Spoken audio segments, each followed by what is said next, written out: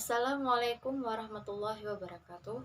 Perkenalkan, nama saya Rahmatul Liza Syarif dengan NIM 2002091131. Baik, di sini saya akan menjawab pertanyaan-pertanyaan dengan materi perkembangan jasmani dan psikomotorik. Yang pertama, pengertian perkembangan jasmani. Perkembangan jasmani adalah sebuah proses pertumbuhan yang dimulai dari masa bayi dan terus berlanjut hingga masa remaja akhir. Yang kedua, menyebutkan aspek perkembangan jasmani. 4 aspek perkembangan jasmani menurut Kuhlen dan Thomson Harlock 1956 antara lain sebagai berikut. 1. Sistem syaraf. Perkembangan kecerdasan dan emosi. 2. Otot, kekuatan dan kemampuan gerak motorik. Yang ketiga, kelenjar endokrin, perubahan-perubahan pola tingkah laku baru. 4. Struktur fisik atau tubuh, perubahan tinggi, berat, dan proporsi. Yang ketiga, faktor penghambat pertumbuhan jasmani, yaitu 1. Penyakit. Penyakit selama masa pertumbuhan dapat mencegah anak mencapai potensi fisik seperti tinggi badan, berat badan, hingga kematangan seksual yang normal. Yang kedua, kurang gizi. Gizi yang buruk merupakan penyebab 1/3 kematian anak di seluruh dunia. Anak yang kurang gizi memiliki daya tahan tubuh yang lemah terhadap infeksi dan beresiko tinggi mengalami kematian akibat diare dan penyakit saluran pernafasan. Infeksi lain yang berulang juga dapat mengganggu status nutrisi anak, membuat mereka lebih rentan terhadap infeksi lainnya, dapat memicu malnutrisi dan pertumbuhan pendek. Yang ketiga, kebersihan yang buruk. Kebersihan diri sendiri maupun lingkungan di sekitar anak perlu diperhatikan. Pastikan anak selalu membersihkan diri atau dimandikan secara teratur. Kemudian, jagalah kualitas dan kebersihan makanan, minuman, dan lingkungan di sekitarnya. Buanglah sampah pada tempatnya. Perhatikan pula lingkungan bermain anak agar anak terhindar dari resiko menderita penyakit. Yang keempat, perilaku orang tua.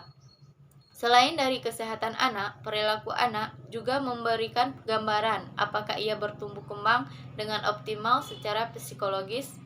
Faktor utama yang mempengaruhi perilaku anak adalah perilaku orang tua mereka. Yang keempat, pengertian perkembangan psikomotorik. Perkembangan psikomotorik yaitu perkembangan kepribadian manusia yang berhubungan dengan gerakan jasmaniah dan fungsi otot akibat adanya dorongan dari pemikiran, perasaan, kemauan dari dalam diri seorang. Yang kelima, faktor penghambat perkembangan psikomotorik. Faktor-faktor penghambat perkembangan psikomotorik adalah yang ke-1, faktor pola asuh orang tua.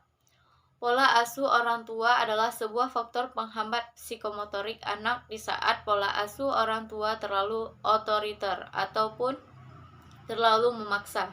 Karena karakteristik seseorang anak sangat sensitif, ditambah setiap anak tidak dapat secara langsung dioptimalkan secara cepat. Dengan kata lain, memaksakan kemampuan dengan waktu yang singkat. Yang kedua, gen dari orang tua. Gen dari orang tua juga bisa menjadi penghambat dalam upaya meningkatkan kemampuan psikomotorik anak.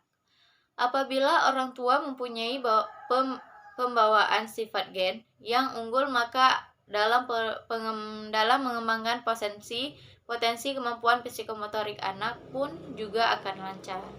Hal sebaliknya, apabila anak membawa pembawaan gen orang tua di mana gen tersebut adalah gen yang lemah, maka kemampuan meningkatkan potensi psikomotorik anak itu biasanya juga akan lemah.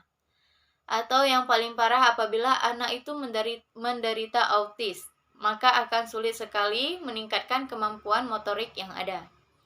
Yang ketiga, pengaruh lingkungan. Lingkungan atau situasi hidup, lingkungan tempat seseorang dibesarkan, hubungan dengan anggota keluarga dan orang lain turut berpengaruh terhadap perkembangan psikomotorik pada anak. Di antaranya lingkungan keluarga, sekolah, dan lingkungan bermain. Yang keempat, interior. Interior ruang belajar, Fraser dalam Lawrence menjelaskan bahwa kebiasaan mental dan sikap perilaku seseorang dipengaruhi oleh lingkungan fisiknya. Adapun lingkungan fisik tersebut antara lain berupa kondisi fisik hunian, bangunan, ruang interior beserta segala perabotannya dan sebagainya. Jika bangunan itu memiliki ruang-ruang yang sangat nyaman untuk dihuni dan untuk beraktivitas di dalamnya, maka dapat mempengaruhi pembentukan dan perkembangan perilaku manusia. Baik, sekian dari saya. Assalamualaikum warahmatullahi wabarakatuh.